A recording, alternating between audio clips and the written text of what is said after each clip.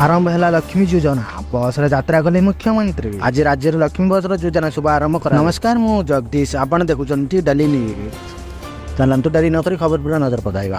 आज राज्य में लक्ष्मी बस योजना शुभ आरंभ हुई मुख्यमंत्री नवीन पट्टनायक मालकानगिरी यह शुभ आरंभ कर प्रथम कार्य 6टी जिला को यह सेवा जोगाई देवा कहुई। सेवा पंचायत जिला मुख्यालय पर्यंत जोड़ी रही मुख्यमंत्री कहते लक्ष्मी योजना घरे घरे खुशी आनी अर्थनीति की दूर कर व्यतीत लक्ष्मी योजना समस्त विकास जोड़ी रख।